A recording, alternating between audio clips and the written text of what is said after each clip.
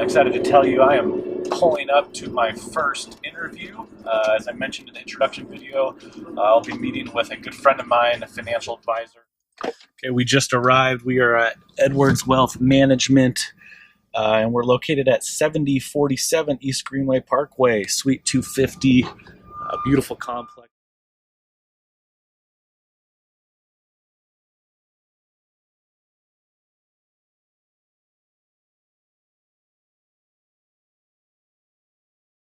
I'm excited to have episode number 1 with good friend of mine, Jonathan Edwards. John Edwards is one of my best friends. We were in the same kindergarten class. We go back, almost over 30 years. So guys, I want you to get to know John a little bit. John, how are you? I'm wonderful. Great. So John, you're from Arizona, right? Born here, right? Desert Rat, Phoenician through and through. And where'd you go to college? U of A in Tucson, Arizona. John's a wildcat. And John, how long have you been in finance? A little over 12 years now, believe it or not. Awesome. Where'd you start out? Started out at UBS Financial. Okay. Not my first job out of school, but it was a great experience there. First job out of school, I was in an inside sales role at a small tech company. So had to pick up the phone and dial people all day long. Dials for smiles, as they say. Got your feet wet. I know you had to do that too at some points in your career. Yep. This is good training. It's always good training to do that. I enjoyed working at a small company like that.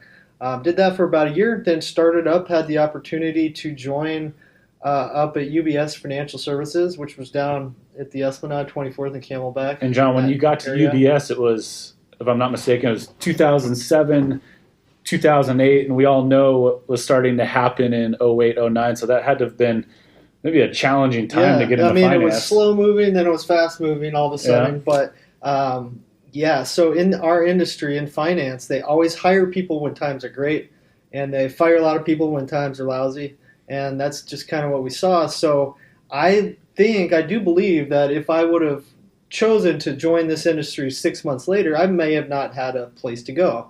I'm pretty sure they canned the whole training and new hires completely at that point, like they always do. It was a good time to get in, and also very happy that I was able to experience and go through that and see the emotions that people go through when dealing with severe market downturn like that. Yeah, John started his finance career during the recession. We all experienced that in some fashion, but imagine being a professional helping people manage their retirement and going through one of the biggest financial crises we've had in however many years. It was crazy. I think I remember back, and I had just bought a house, and I was sitting there, I was painting it, and watching the value go way, way down below what I paid for it, and then wondering, if the place I work was going to continue to be there forever, and we made the decision to leave there and go somewhere more stable. So at that point, I think I was at UBS 2 years, went to Morgan Stanley. How long were you at Morgan Stanley? I believe right around 9 years. Okay, 9 years. Wow. And then coming up on a year here. So tell the viewers a little bit about that. So let's just call it 12 years working for these bigger brokerages, wirehouses, whatever the term is. But John decided to leave the big firm, start his own practice it's under the LPL financial umbrella, but the business is Edwards Wealth Management. John is his own 1099 contractor, he's independent business owner. So tell our viewers, I guess, those 12 years with these big credible firms, like what caused you to be like, you know what, it's time to start my own, and tell our viewers a little bit about that. Yeah, so a little over 12 years in the industry. Yeah. But I've always wanted to be independent. I'm very kind of entrepreneurial. I'm a control freak. I like having control over all these different aspects and being able to use my resources as efficiently as possible. There was a time, certainly, and it still is for many advisors, but the wirehouses used to be the place to be to get the best technology, the best research, the best financial planning software, or what have you.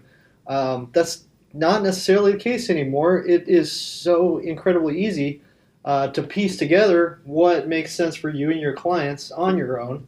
And if you want to make a decision, say a change in software, you don't have to run through 15 levels of committee. I just do it. So it sounds like John has some autonomy. Yeah, and so you said LPL, so that is the broker-dealer. A broker-dealer is kind of what you got to have. You have somebody to custodian, hold on to the assets, keep them safe, execute the trades, do compliance, and that sort of thing.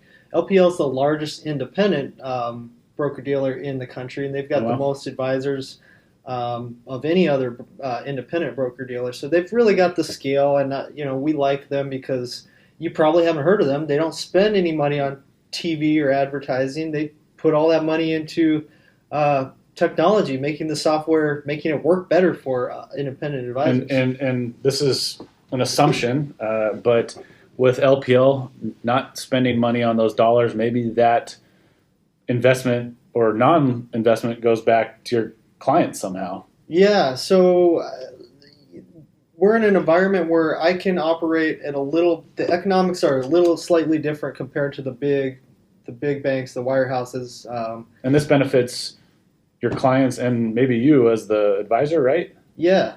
I mean, I'm able to do stuff that I wasn't able to do before. That's awesome. A lot of the firms now are getting really, really profit driven. They're really roping in the advisors and they're pushing them to do certain things. So, I don't know the exact numbers, but I have the discretion. I can say, okay, well, you have a lot of potential and I want to work with you, and I can make things work. There's nobody to complain about it because I'm doing all the service and I'm getting it all done for you. So it's awesome. So I love to help people out, so I'm gonna do that. And one of the things I offer to all my existing clients like you is that I will pick up the phone and talk to a friend or a family member about their issue, and give them some advice without the pressure that they need to become a client. It's a value-added service that all my clients get.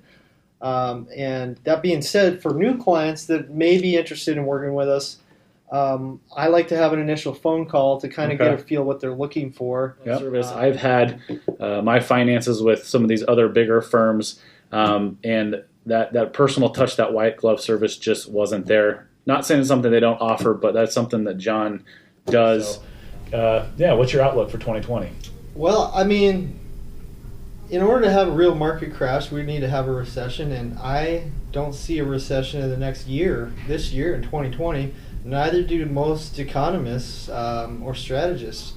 I think we're in the clear for a while. That's great. That's not to say that we won't have more volatility. If you look at the past year, we've had at least 4 months where there was a ton of volatility and stocks went down. So that's, a good percent of the time you're going to have some craziness.